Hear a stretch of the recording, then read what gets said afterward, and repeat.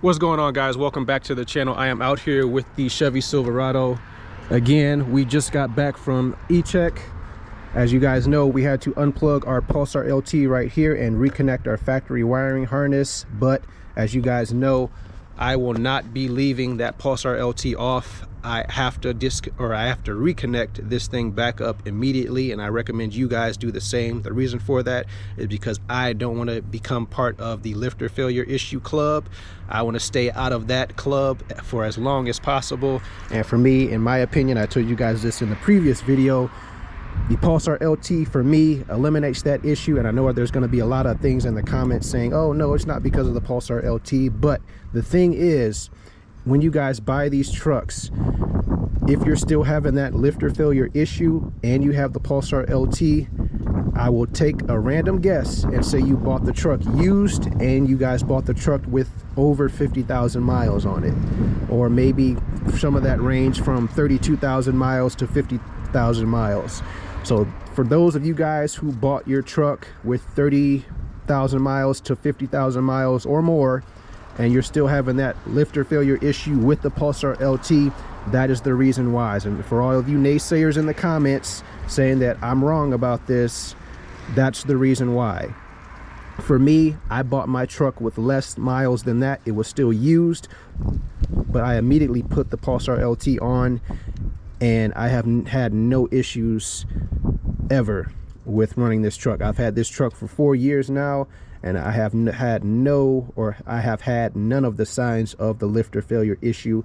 And for me, that is because of the Pulsar LT and not having this thing auto stop start and not having it go from V4 to V8 back down to V4. And I've explained that enough in previous videos, but again, if you guys want to question me on that in the comments, go right ahead. I'd love to tell you my facts about it, and taking this engine apart, looking inside of it and knowing what I see inside of it, and the wear items and what different types of wear items look like when they're worn and what that stuff means. So take that what you will.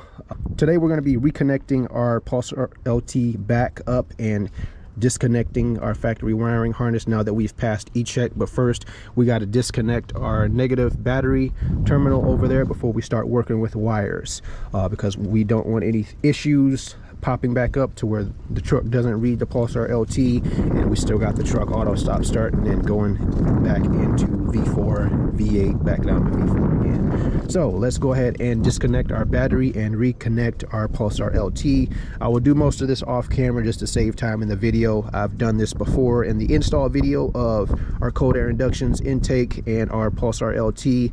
So you guys want to know how to do this stuff, go back and watch those videos as well. And a quick shout out to Cold Air Inductions. As you guys now know, we are now brand ambassadors for Cold Air Inductions.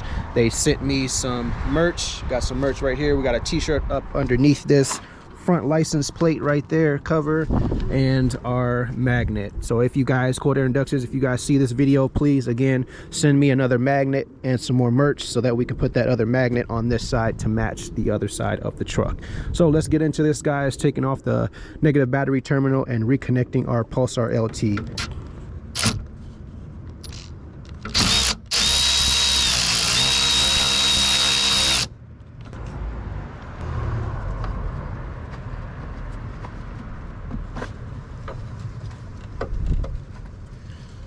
Negative battery terminal is off. Now we're ready to go over here.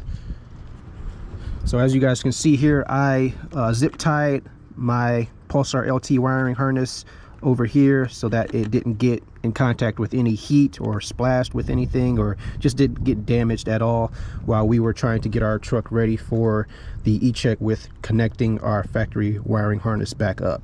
So now it's time to cut this zip tie and reconnect our Pulsar LT.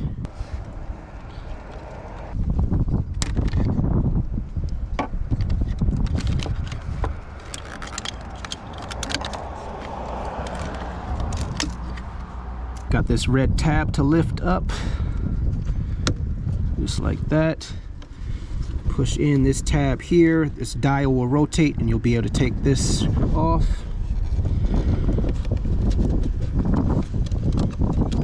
Just like that. Pulsar LT with the dial goes back in this port right here.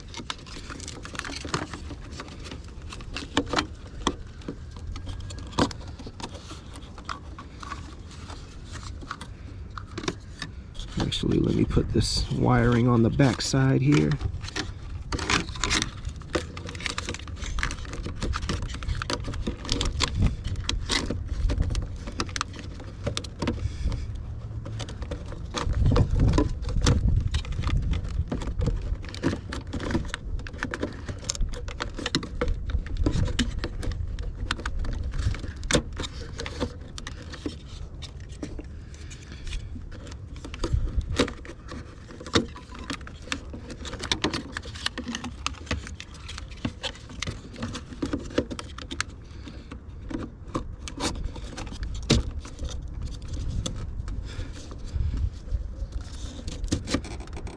All right, that's locked down there.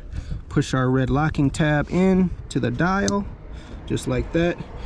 Connect our factory wiring harness here to the female end of the Pulsar LT. Reconnect for the factory wiring harness, and then we are good to go. Okay, Pulsar LT is reconnected. Factory wiring harness is reconnected back to the outlet of the Pulsar LT wiring harness.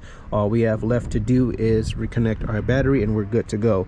Quick note here, before I get off with you guys, I did zip tie the factory wiring harness wiring along with the Pulsar LT wiring right there, because it was kind of laying on the coolant holes right there, and I did not want any of the heat from the coolant holes, even though it has a little small thin heat shield on it. I don't trust that to the fullest, so I zip tied the wiring harness right there. As you can see, that zip tie right there comes up to here. I just got to cut off the slack, but I did not want the wiring touching that coolant holes and melting, so that's a good thing to do if you guys are doing this yourselves as well. So that is it for the video, guys. Thank you guys for watching. Appreciate it. Hopefully you found these 6-7 videos very helpful for you guys if you're dealing with the issue of a newer Silverado and a Range or a Pulsar LT and you're not passing e-check. So hopefully these videos helped you guys out. Leave a comment below if you have any questions and I will gladly answer them. Thanks for watching. I'll see you guys in the next one. Peace. Have you ever felt? Are you listening? Damn.